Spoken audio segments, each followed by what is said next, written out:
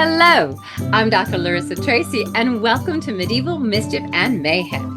I'm your host for this podcast, and for this episode, I am absolutely delighted to welcome Autumn Reinhardt Simpson as our guest. Autumn is a PhD candidate at the University of Alberta, specializing in early modern ritual reform in England. She is currently a history lecturer at MacEwan University in Edmonton, Alberta. Autumn's dissertation argues that women's bodies were a vital battleground for liturgical reform during the English Reformations, specifically the reform of the churching rite, which was deployed to communicate the sometimes conflicting interests of church, state, and laity. Proficient in German, French, and Latin, her research encompasses medieval England and early modern religious conversion, recusancy, and church papistry. Autumn is also a contributing author to A Cultural History of Childbirth in the Early Modern Age with Bloomsbury, coming out in 2026, and the Dictionary of Virginia Biography, published with the Library of Virginia in 2010. Autumn, it is my pleasure. Thank you so much for joining us on this podcast. Thank you so much. I'm really excited. Well, and I know that you do not only work in women's bodies, but you have a history of activism and working with women and ensuring their reproductive rights in real time, which is something that we will absolutely talk about. Because, of course, it is impossible to discuss the historical aspects of women's bodies and bodily autonomy without drawing parallels for today. But what I'd like to ask you now is if you could kind of explain to our audience a bit of your current research.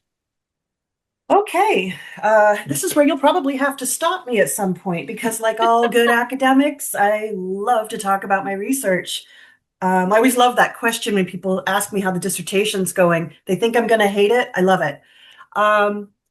Right, so you've kind of outlined in my introduction there a little bit about what I do, but I'm particularly interested in religious reform in England, which means that I'm not strictly an early modernist. I'm also a medievalist because you can't really, you need both to study ritual reform. Of course, and as you know, we've pointed out before with other guests, is it's important for our audience to keep in mind that when we use the terms medieval and early modern, it is not like a curtain dropped in 1509 or 1453 or 1478 that suddenly said, that's it. I mean, it's not medieval anymore. You can't be medieval, because medieval people didn't call themselves medieval anyway. So yeah, just to clarify that for our audience, when you talk about ritual reform, you can't draw a clear line in the sand chronologically. Yeah, and in fact, my research kind of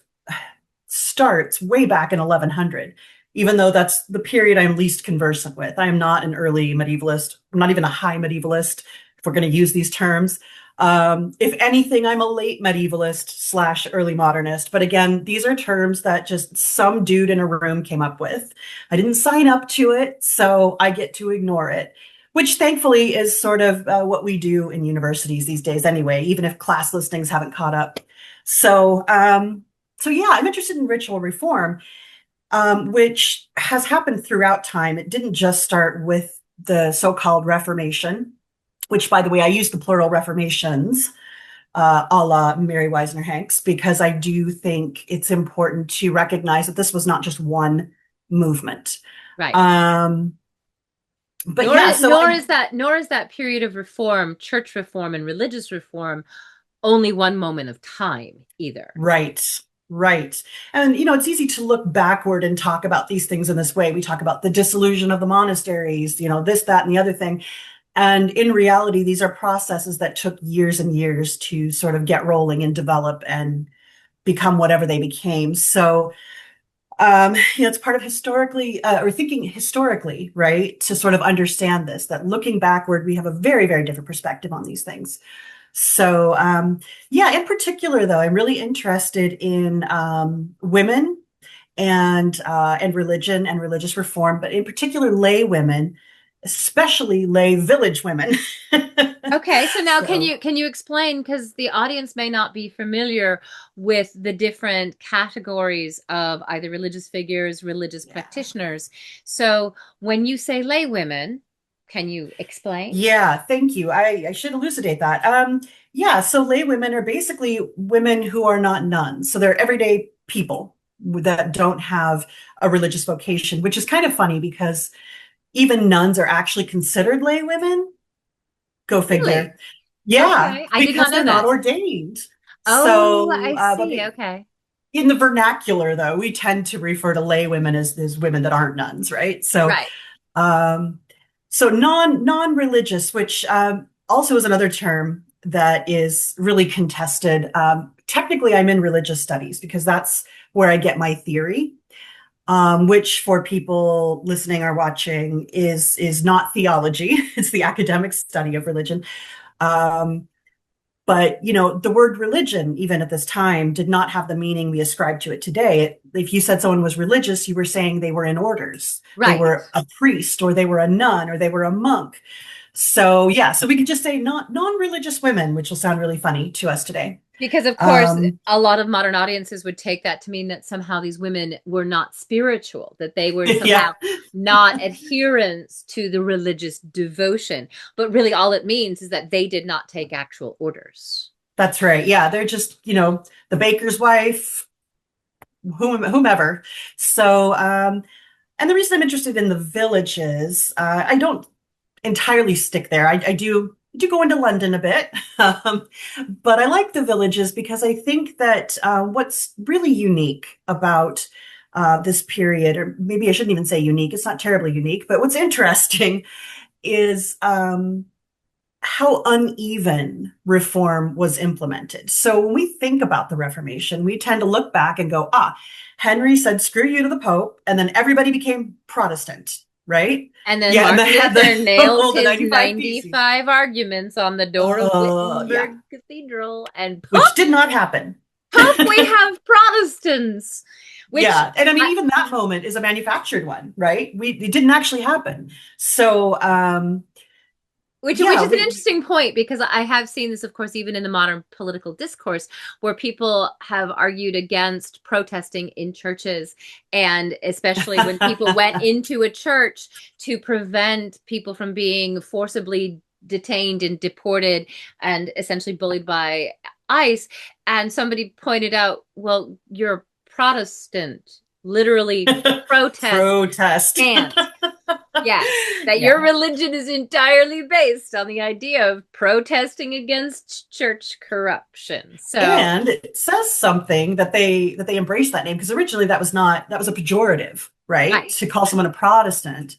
But they very quickly were like, oh yeah, that's what I am. No, we'll happily take that. So Well, and it is again an important distinction, because I had someone ask me at a Profs and Pints on Tuesday about different holiday. I was talking about the pagan roots and syncretistic holidays in the Christian calendar and pre-Christian celebrations, and this audience member asked a very good question about Dia de los Muertos, but the way they framed it was to say, well, in Christian countries, it's celebrated as Day of the Dead and veneration for the dead on the 2nd of November. And I said, by Christian, you mean Catholic, which is in fact Christian.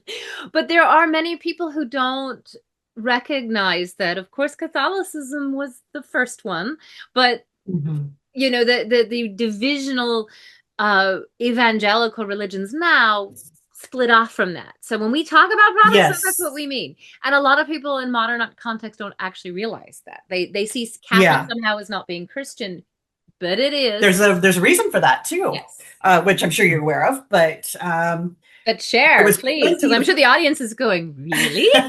well, I latched on to about 27 different things in that thing you were just saying because there's so much I could just go in every direction. But Feel free. um, well, I'm going to start with the pre-Christian stuff because this is something I like to talk about in my when I teach Intro to Christianity or Intro to Religious Studies kinds of classes. Um, is that we kind of have this popular assumption that there were pagans and they were kind of doing their thing, and the Christians came and just yoinked their traditions from them. And I think what's more helpful to understand about that process is that pre-Christian people did not necessarily have a sense that you needed to have a devotion to one God. And sometimes if you got to collect more gods, that was great. And so, although there was definitely oppression and things like that happening in different places, a lot of times it was just easier to sort of be enculturated, right? So Right. these people would kind of be like, oh, cool, there's this God. I'm going to also take that one. And that's how these things get kind of mixed up and turned into, what we see today. And it's funny because every Christmas that meme goes around, they stole Yule from the pagans. No, nobody stole Yule. Yeah. They It certainly was made bank off syncretized. of it. Yes, it's an assimilation. It's a mixing of Right. traditions and people saying, we'll have a bit of this, we'll have a bit of this, and we're all Yeah. going to celebrate it. And one of my favorite conversion stories ever, and I'm sure you're familiar with this one, is the conversion of Iceland in 1000, where, Oh, Harold sends people over and says, convert to Christianity or we're going to kill you. And the Icelanders are, wait, we're going to think about this. They appoint somebody to think about it. He lies on the ground, covers himself with a cloak for a day and a half, gets up and says, okay, we'll adopt Christianity as long as you let us still have our household gods and eat horse meat and expose weak children. And they're like, okay, that's fine. that is exactly right. There were so many accommodations made. You see this when Augustine of Canterbury, not to be confused with Augustine of Hippo, but when he is sent by the Pope into England to sort of convert the Anglo-Saxon kings that are down there. There are a series of letters that exist. Oh, I'm Anglo-Saxon kings. King of Kent. Sorry. well, yeah, okay, yes. No. Although it did spread. Well, of course it did, but it's interesting that you use the term Anglo-Saxon because in a lot of American scholarship we're getting rid of it because it's an Oh, artificial yes. construction. Yeah, I kind of just So I apologize for stopping you midstream, no. but yeah. No, that's because you are correct. There are definitely people who are getting away from that. I'm not, just because like, I mean, if people were like massively offended, sure, whatever, I can, change that. But I think what needs to change is our conversation about what it means to be Anglo-Saxon, and not like, does it automatically mean all of these big bad racist things? And that's actually funny. I Currently, do. currently it Yeah, does. currently, but this is the perfect time to have that conversation, though, Yeah, isn't it? it To say, is. look, yes, people are appropriating this. I mean, it's the same thing if we just say, well, we're not going to have any Nordic paganism anymore because it's offending people, because it's associated with racism. Right. And that's But really unjust. But I mean, with Anglo-Saxon, the only difference is, of course, it is a 19th century term because it doesn't actually exist in Fair. medieval sources. That's fair. Bede refers to the English people as the gens Angelorum. He talks about them as the English. There are Right. no contemporary accounts that label the people on the island of England as Anglo-Saxon that are contemporary. Because I work in Old That English. is true. And That I is work in true. early medieval literature, and early medieval literature, you have a very clear distinction of the kingdoms of Wessex, Essex, Sussex, and they might refer to themselves as Saxons, but then they're referring to themselves Yeah, as the English. And for that about is very true. and for the last There's a 10 lot of, years working in Old English, we have at least several scholars. It's actually pretty widespread. We've tried to get away from Anglo-Saxon because it's a 19th century invention to push right. American colonialism.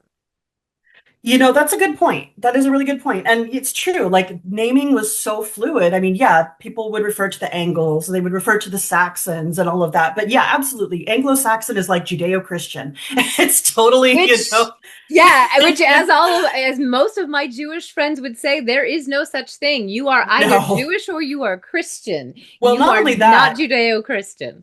but the Yes. people that use that term are trying to imply there's some unity there that existed maybe 5 minutes ago, right? Yes. Like, this was not a historical reality for Jews by Yeah, well, any means. but that's a really important point. Even when we talk about the language of ritual and reform, and even as you said, it's an important conversation to have even in real time. So it may have been it may have been an interjection, but it's an important one to realize that the Yes. terminology that often shaped our scholarship is itself fluid and constantly shifting.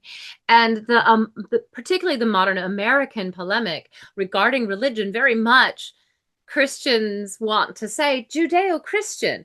The Yeah. Jewish people are like, would you stop, please? Because you did something different. And I have had this conversation with many of my Jewish friends who are like, you Yeah. are Christian, but they are people of the book. There are so many similarities between Christianity and Judaism and Islam Certainly. And they that show up in my work. yeah, But exactly. Exactly. but And I think where that's my part of it. objection comes in is simply because now you want to claim Judaism as something you're proud of in your heritage? Okay, cool. Right.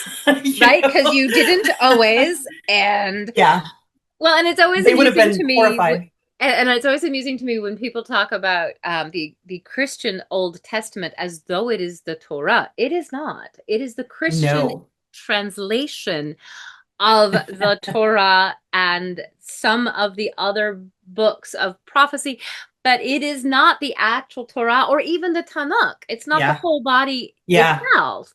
And it is Jerome's interpretation of it. So it is the Yes. Christian Old Yes. Testament. It is not a Jewish text in and of itself. That's right. And I actually, I just try to avoid all of that when I teach, and I just refer to the Hebrew scriptures and the Christian scriptures. And sometimes the Christian scriptures are what you would call the Old Testament, simply because it's not Jewish. It's Right? very, and it's Christian use. Yeah, absolutely, 100%. But yes, okay, I stand corrected. You are probably far better versed in the world of the Angles and the Saxons than I am. But So, but I it was is an important point to make that it's mostly British scholars I know who would still like to use that term for a culture rather than a language. The language is Old English, but right, right, because there was never one conglomerated language. Um, right. but again, this is there has been a lot of pushback, and like I said, I have a lot of very good friends and colleagues in England who are still like, no, I'd like to still use Anglo-Saxon. I'm like, but why? It's not there. I think there's maybe two Yeah. references in actual medieval texts that put Angles and Saxons together, but for the most part, they're not even they don't even share the same kingdom. That's not they were like, No, no, yeah, they really don't. And a lot of them had different, some were more influenced by the church in Ireland, some by the church in Rome. So like you have even different religious cultures to an extent. I don't want to make too much of that because people are really like beating the dead horse of so-called Celtic Christianity, and I don't. But no, but I yeah. understand exactly what you're saying, and no, it's certainly no skin off my back to go. You know what? You know more than I do in this, so. And it's not um, even just a knowledge base, it's just we can also acknowledge that there are still people who still want to use it, and that's fine, right. but it is important, especially since you and I are both coming from an American context, though you are Right. in Canada. It's important to recognize that it has a hugely American racist history in its use. Yes, and I think that's correct. And I think the fact that I live in my head and that I live in my head in England probably had a lot of influence. But now I have something to chew on, and now I have something to think about.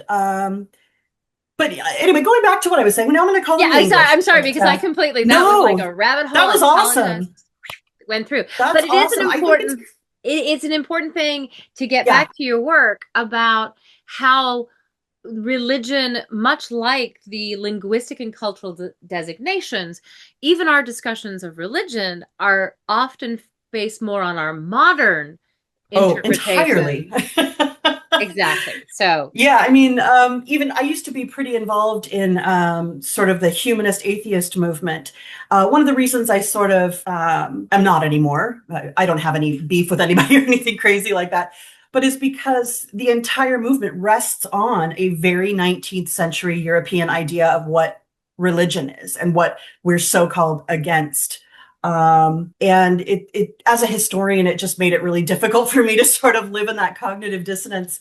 Um, but anyhow, yeah, I was just going to say that, I don't know what I was going to say, but I was going to talk about Augustine and his letters, yes. which oh, yes, that's it, accommodation. Yes. As he was working with the King of Kent, The though King actually of his wife. Kent. He was working with That's Bertha. right, because she came from France. Sorry, so this is actually super important though, because she was so papally connected in a sense because she was a French princess, and they were so hand in glove with the papacy.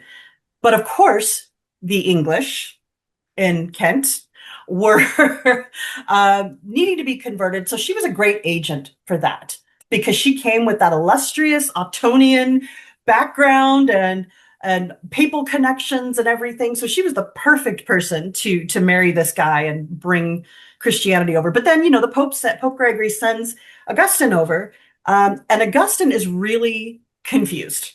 And he's writing letters back to the Pope like, okay, oh my God, they're doing this shit. Like, what do I do? Like, can they do that? Or do I have to like put a stop to it? My work comes in here because one of the things he's talking about is this idea of, does a woman have to stay away from church if she's just given birth? Because there's sort of some room to play with that. And of course, the Pope writes back, and I find this really interesting, and I go into all this analysis about it, but he basically says, well, she could walk into church and it would be fine, and she could be purified and it'd be fine, and nobody can say a bad thing about it. However, it's perhaps more pleasing to God if she doesn't. Which of course is sort of like, so what do I do then? Right, because if you're saying women can do this, but God's not but going to like maybe, it. right? So, but he also talks about this not just with women, right? He says if a man has just slept with his wife, he can't just wander into church because he's still got this sort of miasma of lust about him, right? He's got to let that cool off. He smells Yeah. of sex. And the way he does it is, he's got to cool, like his humors, everything has to cool. Yeah. And then he's in the right mind to go. So there is a sense that it is both men and women that are kind of affected by these ideas. But the reason he's so confused, it's not just about this, it's about marriage, it's about everything, is because he's encountering this people who are like, okay, yeah, we're kind of interested in what you have to say, but also this is how we do life. Right. And there are many accommodations that are made. And I think that that's what Gregory was doing in that letter, was saying, I guess it's not entirely wrong, but it's better if they learn to like shape up, right? So calm down. It's fine. You don't have to be having sex every 5 minutes. Sorry, Hella. I apologize. Hella was a little distracted a little upset by that. It's fine. Fine. But this is an important point to make, is because when St. Augustine of Kent comes into Kent, and he's in England, there are all kinds of different religious traditions at the time. And in fact, I was going to say the first king of all the English, or rather the first king who calls himself the king of all the English, is a Dane. It's Knut. Yes. It's Knut. In 1016, when he takes over, and he marries the widow of Ethelred Unreda, Ethelred the Unready, he marries Ethelred's widow, Emma, who was also has an Old English name. I think, it's Alfric. Or no, not Alfric, but Alfreda, I think. I've forgotten her Old English version. Yeah. But this is what happens, is that you have these women who become the linchpins for both the political and religious, not even just ideas and practice, but life in these circumstances. Mm-hmm. Sometimes, yes, through marriage, but the reason that the King of Kent wanted to marry Bertha was because she was the one with the connections. Yes, it's not precisely. It's not that the woman is improved by marrying the man. It's that the man is improved by marrying the woman. Isn't it always? I would imagine. Yeah. Did you read Laura Gaffigan's book on Matilda? Yes. It just came out. Okay. Oh God.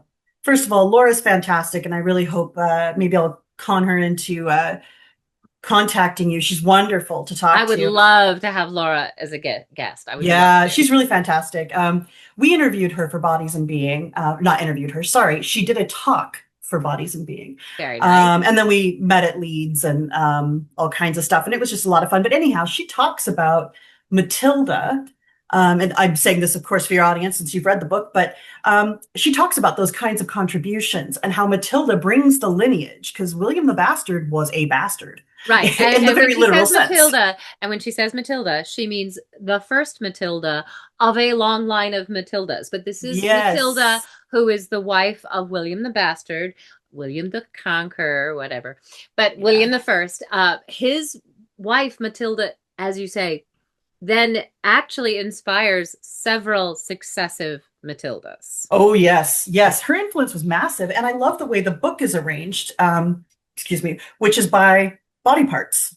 So in talking to her, she talks about, she says, we read these biographies and it goes like birth, marriage, death, whatever. And it's all centered around women's relationships with men, right? Who are they born to? Who are they married to? Who do they give birth to? And so she wanted to write this book that was centered on Matilda, and what better way than the body? And so she has like a chapter that's called Blood, which is of course all about her lineage, because just like the other queen,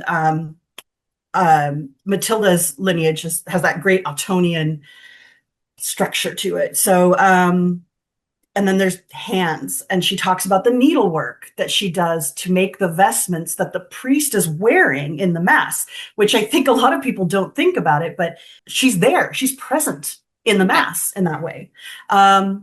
Which is I love, because in my own work I argue pretty much the same kind of thing in the early modern context about how women are present in the liturgy without having to be like bodily present. And so I love that. But anyway, her book is so fantastic. And, she talks about how we really need to view women's contributions differently. It's not just add water or add women and stir, Right. right?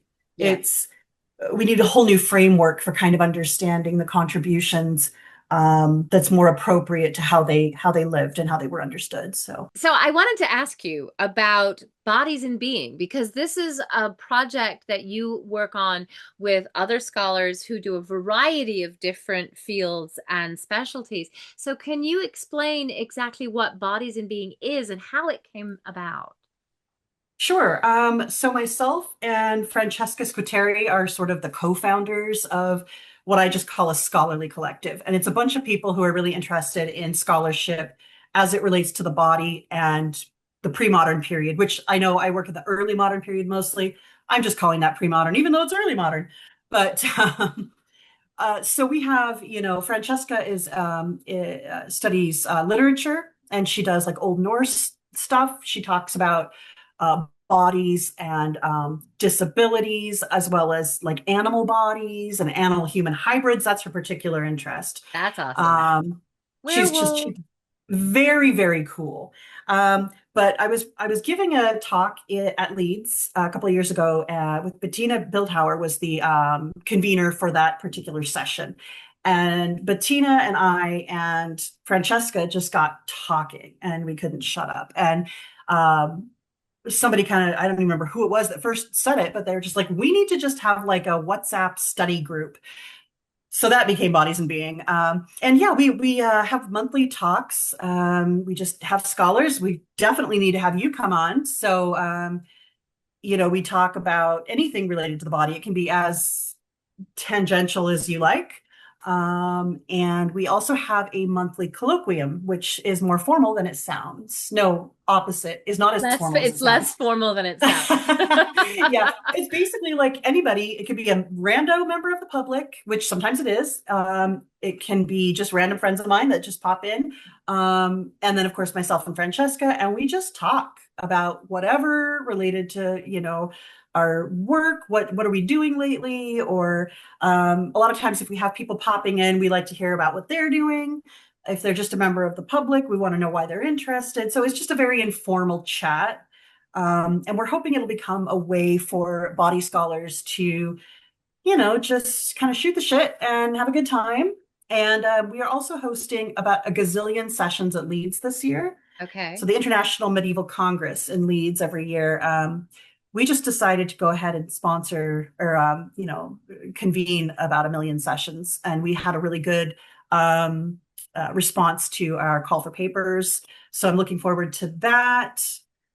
we have a lot of stuff in the works. We're It planning on having sounds our own conference at wonderful. some point. Yeah, Yeah, I it's mean, gonna be it great. sounds So, it sounds like a wonderful opportunity for scholars to exchange ideas in a less formal setting than a conference. yes, And of course, being able to participate in an online colloquia means you can do it from all over. And I mean, exactly. Bettina Bildhauer, if I could, I would like to invite Bettina to come onto the Do podcast. it. In fact, I'll just drop her an email. I really Do should. it. Say Autumn was talking about you. You need to get on Absolutely. this, straighten out the Well, record. and I contacted her when I edited the medieval volume for the Cultural History of Blood, and so Oh, I you're also a contact culture history of yeah something person. that one, yes, the We're such cultural history twins. of something. I have a chapter in the cultural history of violence. That yes, that is actually just about to come out. I have a chapter. I did a chapter on bloodshed warfare. Brilliant. Actually, no, I'm sorry. I take that back. My chapter for the violence one is violence in literature, but I edited the medieval volume for the cultural history of blood. And that is That's in, fantastic. That's a good series, the whole cultural history series. It's oh, it what I is. love about it is that it's focused on scholars across the whole range, right? Like not just Yeah, disciplinary, but like in terms of the stage of their career. And that's the thing I want to say about Bodies and Being, by the way, is we are very deliberately not gatekeepers. awesome. I absolutely have rejected all forms of competition. I refuse to engage in it. I refuse to engage in any kind of dick measuring contest with anybody. Um, and Bodies and Being is very much like that. We Yeah. wanted to form a collective where it's like, you don't even have to be a damn scholar. You could just be like, oh, bodies are cool, and show up, and we will be like, yes, tell us everything. Which I think is one of the important aspects of making that information accessible, Yes, because precisely. so many people have misconceptions about the pre-modern period. And even, part of what we've been talking about tonight is that misconception, and how misconception often leads people to adopt history or adopt literary texts to ends that don't fit. And Yeah, yeah. And I mean, I've, again, aside from eschewing competition, I have really dedicated myself to being as accessible as possible in my writing. I love academic writing. I'm obsessed with it. I try to teach it every chance I get, and I try to demystify it and show how actually not sounding like a total asshole, like not like you have a quill pen and you're writing something, how that is actually more conducive to spreading all of this, all right. of your ideas and getting feedback.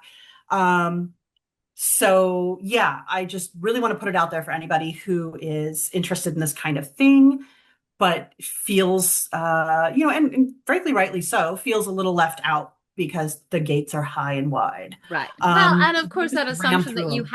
that you automatically have to have some kind of educational background to even Yeah, that's understand it, garbage. which, honestly, that's why I do the podcast, is same thing, is Exactly. it makes it Precisely. The accessible. humanities are for everybody. Yes. And the idea that it's a privileged thing to be able to study them is such a fucking privileged take, right? Right. We all have human experience and we all have thoughts about it. And it doesn't take privilege to pick up a book, except the privilege of knowing how to read, perhaps. Exactly. You can go to the And at the library. end of the day, the So, humanities is what makes us human. And we could all yes. stand to spend a little bit more time doing that. Amen. So when you Anyhow, started, of course, no, you started with Bertha and the Bertha, conversion. that's her name.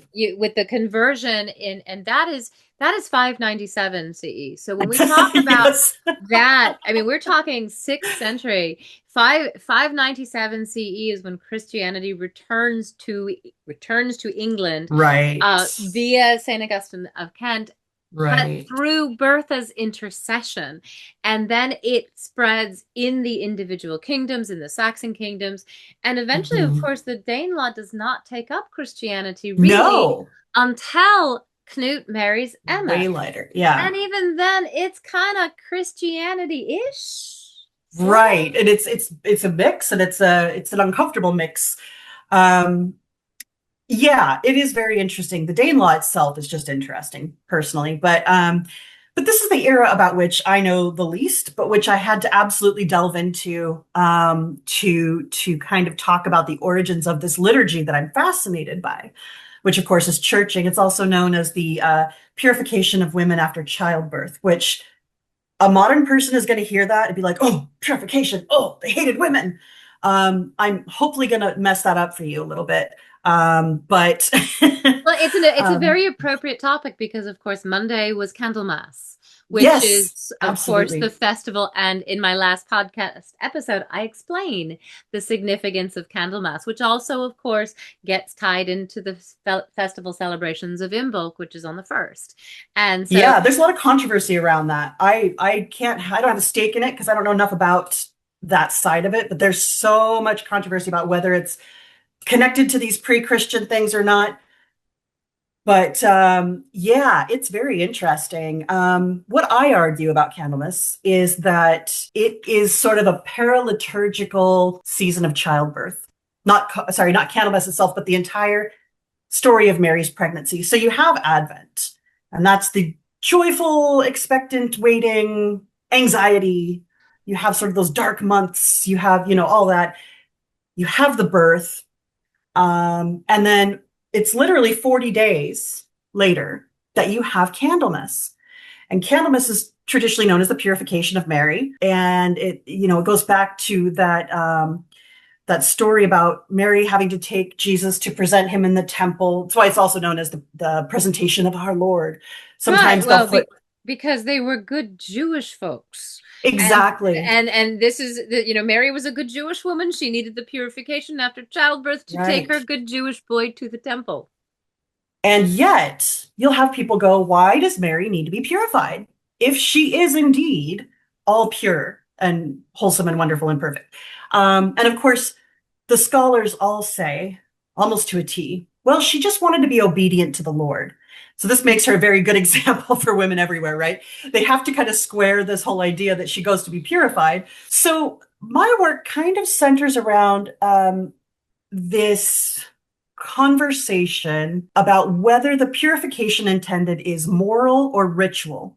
And I refuse to get into that argument because I say it is both. It is both at different times, at different places. And it also means something completely alien to modern brains.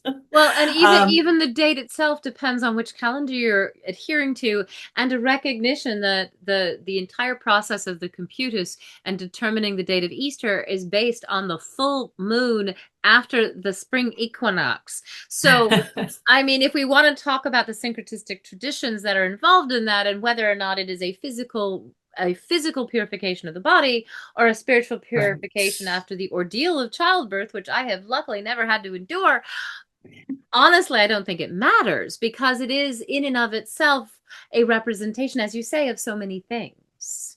Yeah, well, it's interesting because the historiography of churching tends to center around a few things. One, was it a misogynist imposition, or was it this great, feminist, secretly feminist? Probably shouldn't go that route, but if it had little feminist, proto-feminist elements, or when did it start, or was Or it a well, moral and purification, in and or was in the proto-feminist approach, it would imply that it is a way for women to be by themselves and right? not be serving men in the household because, of course, during this 40 days before purification, they weren't supposed to prepare food for men. They weren't supposed to Yes, touch food for men. and in fact, the man was supposed to do it. Exactly. And so, I mean, the argument there is an argument to be made Oh, that I make that same argument. yes, And that's kind of what I come to. I'm a very much a post-revisionist in right, that's that fair. I kind of look at this argument, and I go, well, but you both have some elements I think are right. And hopefully I'm clear in that in my writing because I don't want anyone to get the impression I think feminist scholarship is terrible. I mean, we met on the medieval feminist forum. Yes. Um, I just have to kind of think about things in the most scholarly way possible that I think. And so there are people who will argue, oh, well, this was entirely imposed upon women. They absolutely hated it, but they had to go along with it. And I just don't see that. And that is a minority. But when you look at the records, I think ultimately what you see, if we're talking about the lay Christian woman in a village somewhere in England, tucked away, she's going, cool, I get a party. That's literally what it is. I mean, obviously there are spiritual elements, and I can go into all of that, but the very basic is that this is a time where I get to be sort of queen of the village. and everybody sees me dressed in my finest. Maybe I'm showing off my social connections because I've got all my women with me, and maybe some of them are, really important people. That's primarily, I think, what was going on. But we do have lots of examples too of women who outright reject churching, and more so as we get into the early modern period. But I'm getting way ahead of myself. Well, So I should and so explain what churching is. I was going to say, and that I was going to say, let's go back to the idea of defining churching, because Yes. I mean it is one of those things tied again to Candlemas, because I brought that up because this is the period of Yes. time. So the purification of the Virgin Mary so that she could enter the temple. Was it a physical ritual washing? Was it a physical ritual process? Maybe, because like most things, the Bible has like a sentence and that's it. They don't even Yeah. do that. I mean, the Bible explains very little, very little. I mean, the crucifixion is a sentence and he was crucified. That's all it says. Right. Oh, yeah. And actually, that's made even worse by the fact that the any text that we have for churching liturgies are absolutely bare bones. Now, this was an interesting thing because studying liturgy, it's a minefield.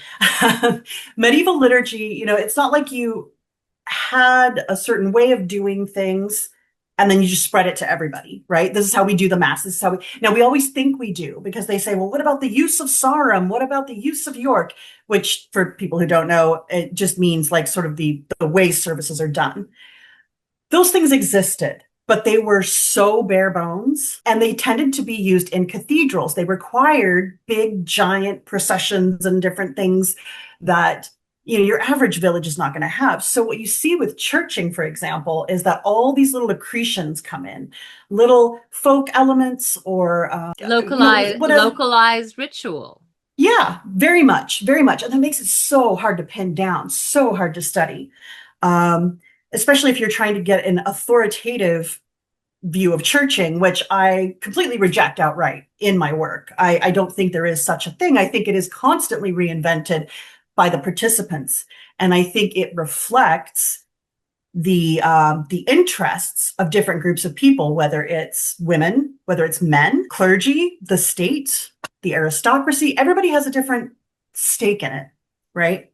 So I'm trying to look at it that way and say this liturgy has no fixed meaning.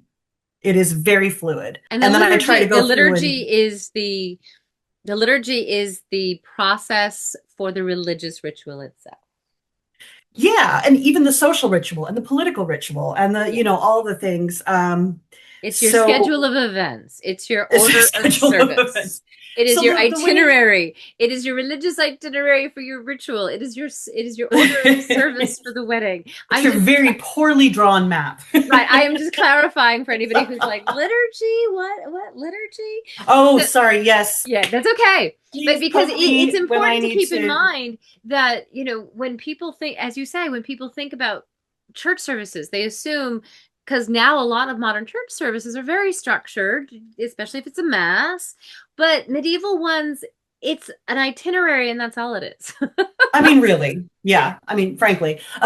So what the basic itinerary is for churching is, well, let me go back a little bit more, because churching is only one part of a whole series of religious events surrounding childbirth. So they start really before a woman's even pregnant, because if she's worried about getting pregnant, if she's worried about having a healthy birth, or her husband is impotent or whatever, she might go on pilgrimage to, say, Our Lady of Walsingham, or any of the. You've got a pilgrim badge there. That's right. Um, And for those of you who cannot see this pilgrim badge, it is a replica pilgrim badge of a naked woman sitting astride a winged penis. that's right. I will include a link to this wonderful site where you too can buy pilgrim badges of all kinds. That's right. Yeah. So, you might go to Our Lady of Walsingham, which was a very popular shrine in England, make some offerings, pray, whatever. And then, say you luck out, you end up pregnant. And I mean, obviously timing was not as accurate at the time as it is now, but round about a month before you're due, if you were wealthy enough, you would have a lying in. Now, I should say not a lying in, but you have a certain kind of lying in. Because a lot of women that weren't wealthy would have a lying in, but it would look different. And what that is she basically goes to bed for 4 weeks. And if you're very, very rich, of course, you have servants, they are bringing you things, whatever. All your girlfriends come over. It was considered almost a neighborly duty. So class gets a little warped here because if you say you're a middle class woman, you have a kind of a small lying in. Maybe you've got a bed in the corner because you don't have a separate room or something. You might have someone of higher status come to your lying in because it's just sort of a neighborly duty if you've got a local minor gentry woman or something. So it's kind of interesting how this is a social function in which these things get a little murky class-wise. Got all these women here. Many of them know what you're going through.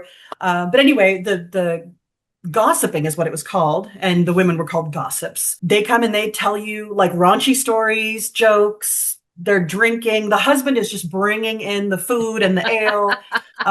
There's a lot going on. And in fact, it's so funny. As I was telling my class the other day, I was explaining this to them and I said, men were really worried about having all these unsupervised women talking. One thing they were worried about, and you see this in the record, what are they saying about their husbands? Are they comparing their penises? Are they? That's right. You see it in manuscripts where you see the gossips in church with the medieval version of a speech bubble, as it's a speech ribbon going like a devil putting the speech ribbon into a woman's ear, and then she's putting it into another woman's ear. This whole right process of gossip. Of because course, they're worried about that. Worried about it. Yeah. Oh, they're terrified of what women are saying. And actually, one guy, David Cressy, I think, writes about this. A guy tries to show up in drag. So he can listen. Yeah, in early modern England, and of course they kick him out. But that just cracked me up. And I don't know, maybe he was just there for the beer. I don't know, or maybe he was like, I need to know what they're saying about my dick. I don't know. And then walks in, and his wife is like, Henry, I know that's you. You're wearing my best kirtle. Who knows? But yeah, so there was a lot of worry about what's happening. And then so during the lying in, the midwife will eventually come to deliver the baby. And the midwife has this very interesting role. And there's a lot of kind of bad history about like midwives and what they did and who they were and things like that. But one thing we can definitely say about midwives is that they were absolutely in charge of that room. And they were in charge not only of the physical aspects of delivering the baby, but they were in charge of the religious aspects, pre-Reformation. So they were the ones who would say, we need a birth girdle, right? Which is a scroll with prayers on it that, a woman might wear around her uterus that is meant to give her protection. They might need certain stones. Eagle stones were a big one. They might need certain charms, whatever. And the midwife would be like, we need these things. We're going to get them. And then she would sort of oversee that in a way that I liken to being sort of the priestess of the childbirth chamber. She even has the power to baptize, right? Now, technically every lay person does in an emergency, right? But she's going to be the first one to hold that child as it comes out. And if that child is on the verge of death, she would baptize. Yeah, you need to baptize this kid, otherwise they're not going anywhere. So this gives her an insane amount of power, but also puts her in this weird liminal place, right? Where she kind of straddles like a masculine religious vocation type role, but she's also very much the figure of the birth room, this women's area. She's also a big figure in the churching. So about 4 weeks after, nobody's counting anymore at this point, by the way. Some people, the sources are like 2 weeks later, she's off to church, but roughly about 4 weeks. It depends on how quickly she got cabin fever and was like, I need to get out. Yeah, probably. Right. And like for anybody listening too, like the baptism, of course, has already happened. The mother does not go to the baptism, or not usually. Anytime I say something is a certain way, it really isn't, because everybody's making up their own minds. It all depends. Yes. Yeah, it's the whole prescription versus description debate. But generally the woman is not at the baptism. The midwife takes the baby. So now the midwife is taking the baby again, and you're all heading to church for the churching. So you stand at the threshold of your door. You are probably decked out in your finest. Your midwife is there with you, holding the baby. You've got all your gossips behind you, and you get to process to church. In some places, the woman is wearing a veil and holding a candle. Sometimes she's just got a candle. Sometimes she's just got a veil. Again, those accretions. And she goes to the door of the church. And what people need to realize is that a lot of things we associate with church today, like marriages, things like that, didn't actually happen within the church. They happened at the church door. Yeah. In But Chaucer, especially, the wife of Bath says that she had 5 husbands at church door. And that's right. specifically, and some early scholars who were not aware that the process of marriage did not occur inside the church. There are some older scholars, and I say early 20th century, who tried to imply somehow that meant her marriages were not as valid. But no, that's how they did it. They didn't actually go up to the altar, because the altar is a sacred space That's that was right. really only for the priest and his religious attendants, not any average layperson to go up to the altar of the church. Why would you do that? So they would marry at the church door. Yeah, but then it gets really interesting because so at the church door, the priest, he says some psalms, says some prayers, sprinkles some holy water on her. And then what's really interesting is that a lot of scholarship I've read talks about how she takes the left side of his stole, which is the little kind of scarfy thing that the priest wears. Sometimes it's got like a cross on it or whatever. And he kind of processes in with her. And they make so much of that idea of her being on the left-hand side associated with the sinister. But I'm not so convinced, for the very reason that I think this was just an ingrained social thing, because the woman is always on the left, because the man is supposed to be, quote unquote, more the right-hand side of God, right? So the queen always sits to the left of the king. Same with in marriage, the man, the woman, where they stand, all of that has just always been that way. So some people kind of go into like saying this shows you that the purification was because she was full of the devil. And I think there's some truth to that idea, but I don't think it's shown in that action. I think that action is just, women have always been on the left. So, well, and anyway, I think part of that is because the priest was probably right-handed.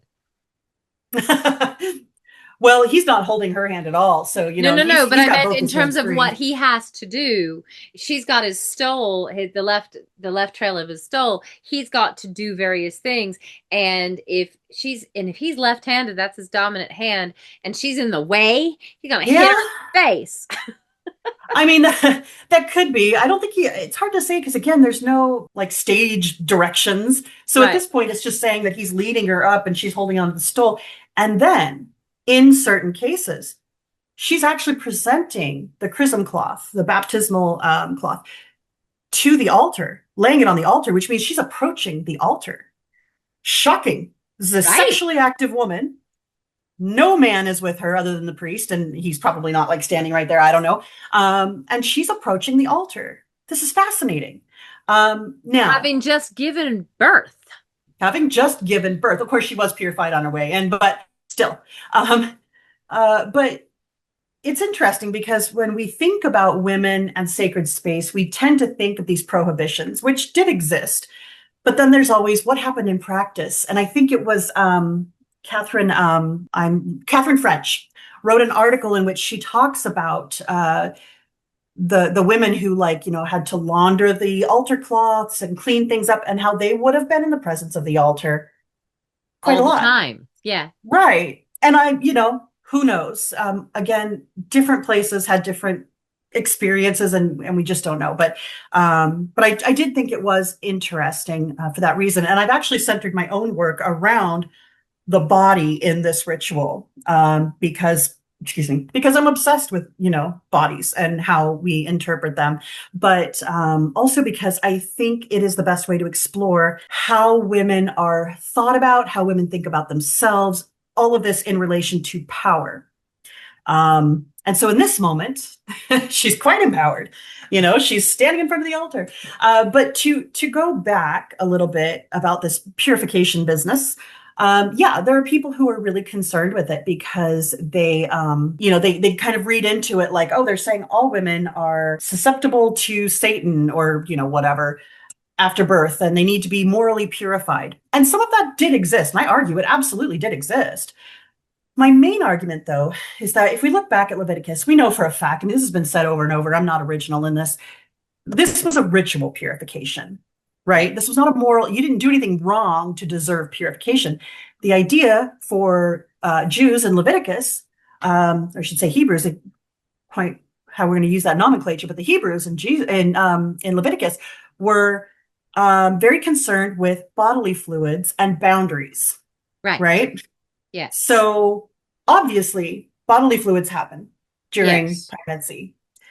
And you can't just go endangering the entire body of people by just wandering into the temple and whatever, was kind of the idea. It needed to be contained until it could be purified. And a good example is that, once again, it was not just one gender that needed this, right?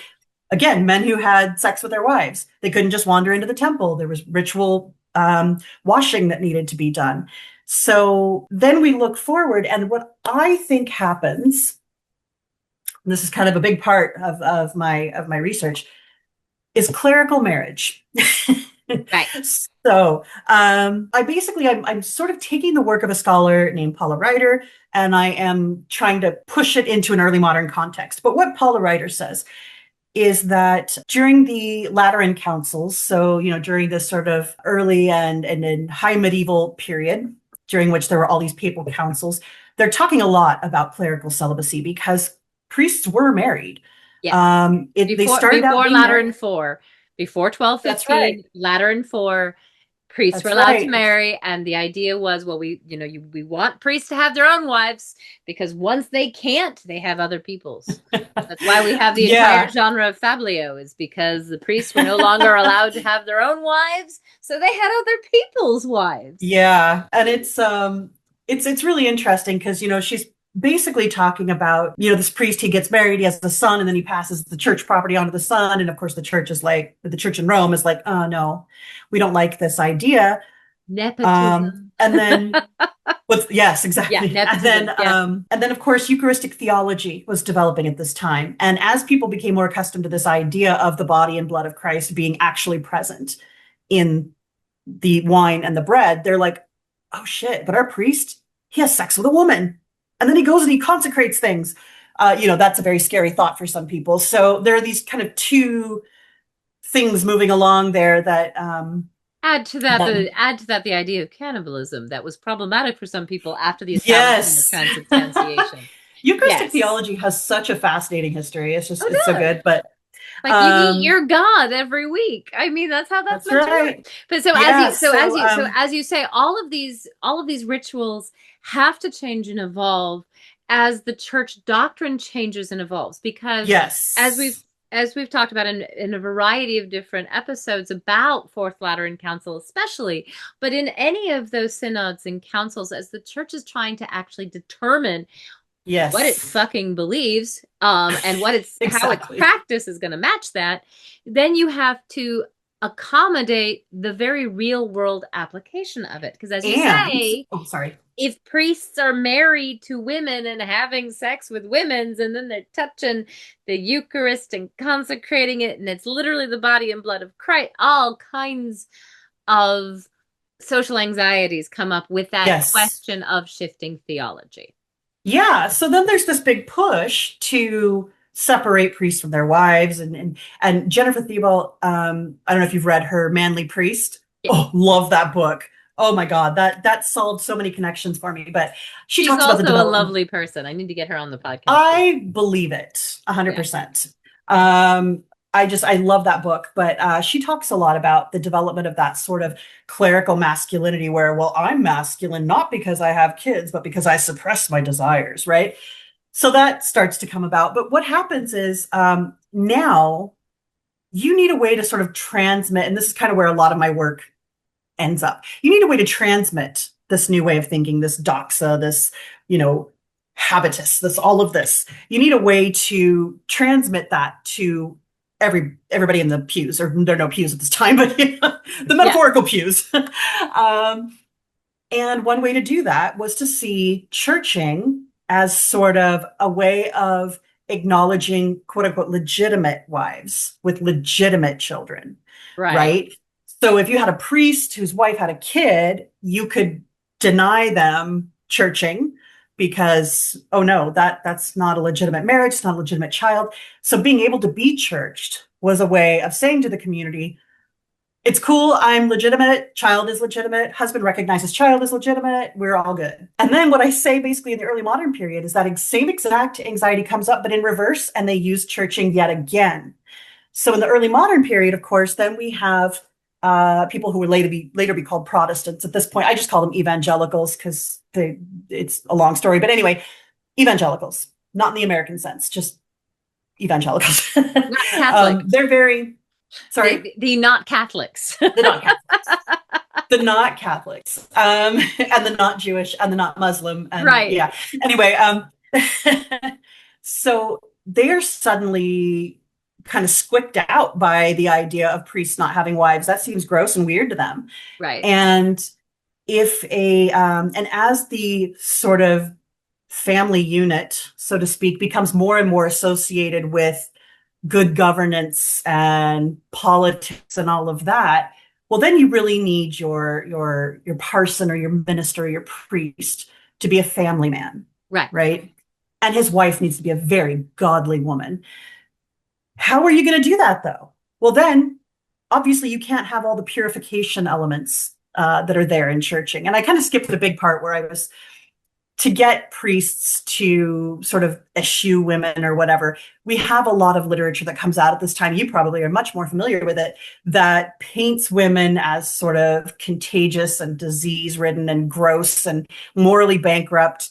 And I argue that's where that moral idea, that moral purification comes into it.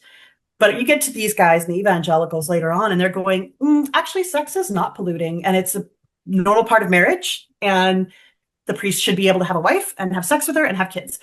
And the only way to right that is to turn churching into a thanksgiving for deliverance of the mother. So it becomes less about purity.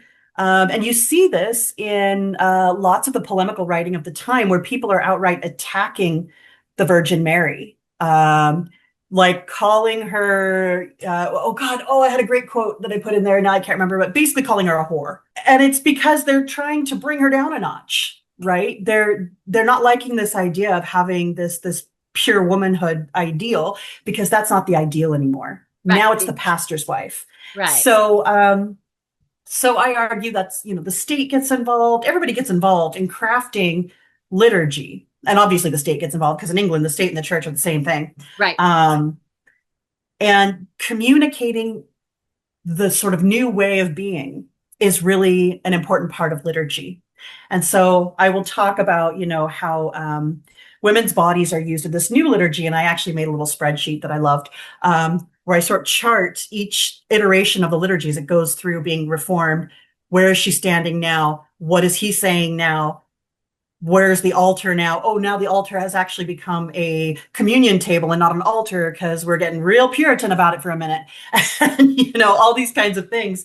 And when you start breaking it down by movements of your body and also being aware of the context in which all of this is happening, to me, it makes perfect sense that this liturgy, which by all rights, the Protestants should have just thrown out, wholesale. Like we want nothing to do with this. Yeah.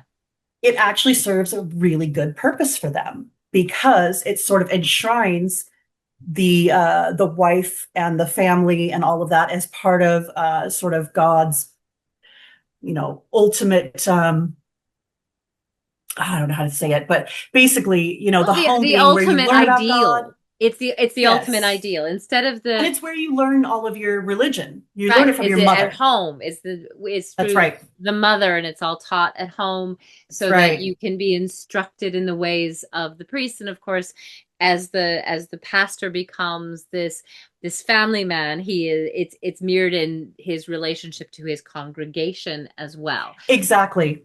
And there comes about this idea that, of course, a man governing his family is just like the king governing a nation, or parliament governing a nation, depending on where we're at in time. And so a again, that idea of masculinity comes in, right? Priests are suddenly now like, oh no, you're not masculine. You're weird and other and effeminate because you don't have a wife. Right. This guy has a wife, and she's like this godly example of womanhood for her parish. And they have 5 kids, or they have 10 kids, and Right. look how pleased God is, and they're all fertile and producing. And Yes. But just to kind of round out the discussion, which has been a fascinating conversation, what do you think modern American society, or even just modern society in general, can learn from these discussions of reformations and even the place of women in them and the evolution of reform rituals from the Middle Ages to the early modern period? I mean, what can American society or modern society learn from this? well, I'm going to be very boring. What they can learn, I think, what they should learn. We don't know how to think historically anymore. And so we tend to impose modern anxieties or modern projects onto the past. It's where you get sort of the myth of the prehistoric matriarchy thing, right? Didn't exist. I wish it did. God, I wish it did. That's a projection of sort of modern interests and modern anxieties. And modern desires. Modern desires. And desires, Yeah. exactly. I think the whole reason, not the whole reason, that's too much, but a big reason that we are in the position we are in the US, is because we do not know how to think historically. So, for example, we talk a lot nowadays about ICE and Nazis. Not a bad comparison, but we have other things in our history to compare that to. It doesn't have to be something that happened over there.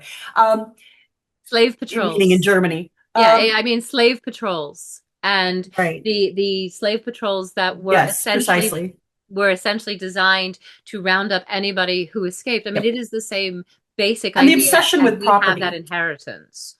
Yeah. Yeah, the obsession of having a force that basically protects property. This is all hard baked into our DNA as Americans. We don't need the Germans for that.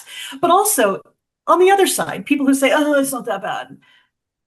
If they look back at Nazi Germany, they're doing so from today, where everything is apparent. It's obvious we win. It's obvious these guys are bad. It's obvious what was happening. We have the end narrative for that. It's we won it. We got it. We beat the Nazis, so we can't be the Nazis. Well, not only that, but if you look back in that period, if you were to actually think historically about it, maybe read some sources, you see that a lot of people had no idea they were going to win. Right. Until it became apparent, right? Right. This idea that things are always working toward this greater reality, and it's all leading up to us. We are the apex, right? That whole, again, teleology that is just, it infects everything in America. So anyway, I would like when I teach my classes, I always teach using a shitload of primary source material for many reasons. I'm a former archivist. That's what I did before I came to this. And so there's that. But also hearing not just people analyzing what happened in the past, but hearing people talk about it as it's going on is vital for understanding exactly how it was. Yeah. And even then it's imperfect, right? So I want people to look at the early modern period and see not the Reformation. I want them to see Reformations plural. I want them to see that women were not secret feminists, and they were also not submissive constantly. I want them to see that there was a range of ways of being, just like there is today. The past is a foreign country, and it's also exactly like today. It's both things. And so rather than looking at the past as sort of like a container in which to put all of these anxieties or feelings of superiority, well, people back then were just stupid. That's why they believed this. That's why they did that. Or that people are products of their time. It's like... Yeah, I mean... I would say, there is a certain element of that. I would say personally, I wouldn't expect anyone to have been a raging feminist in 13th century France. Not a Were there modern people? political feminist, no, but a woman who was aware of her own position and her own abilities and power. Right. Sure. It's just that the Yes. terminology is different. And I think even the outlook is a bit different because I Yes. think if you were to go to a woman in this period and say, oh, well, you're, subject to your husband and you're this and that, a lot of them might have been really surprised to hear how that was perceived by modern Right. people. Right. Because, yes, there were, certain ways that things were done, but women had a remarkable, especially English women. English women were so much more free than continental women in so many ways. Yeah. But these sort of interrelating roles were seen as just that, interrelating roles. Power, roles, et cetera, were constantly being negotiated. And I argue they still are today. We just have fooled ourselves into thinking they're not. And so again, it's that presentism that really kind of fucks us up every time. So we don't see the Nazi stuff because it doesn't look like the Nazi stuff we see on television looking backwards. We also think everything is Nazi because our range of history is so limited and we don't realize our own complicity. I mean, and I will say I make the Nazi comparison, but I make the Nazi comparison largely because that's what people understand. It's what people understand. Because when you talk about the slave patrols, when you talk about, I mean, we both lived in Virginia. We know that there's still some people who don't want to acknowledge that slavery was the reason that the Civil War was fought in the first place. And if you read Alexander Stephens' cornerstone speech, Alexander Stephens in his cornerstone speech of 1861 is absolutely explicit that is why that war is fought. It seems to be one of those things that when you talk about reformations and you talk about even the position of women and women's bodies in this way, well, they're people of every time because the anxieties about pregnancy, the anxieties about female bodies are always around, but there are plenty of people at the time who go, you know what, fuck off. Yeah. Yeah. I mean, it is true. There are certain universalizing elements, I think, of the human experience that we just have. Fear of death, that's a good one. And how we deal with it and how we philosophically think about it might differ. But yeah, and I mean, the only way we actually do have changes in society, and I'm not going to say positive change because I like to avoid teleology, but any change, good or bad, is because somebody disagrees with something, right? So yeah, there's always absolutely that element going on. I just hope that we can think historically as a people, as a country, even though I'm not there anymore, I guess. But, I think it helps with understanding why things are the way they are and gives us a sense of a way out because we don't have to just have what's before us. We can have imagination. We know that it hasn't always been this way. I think about that a lot with capitalism because capitalism fucking sucks. And we just assume it has to be that way. It's a given. It's just there. It's always there. It's not always there. It's not always been there, know?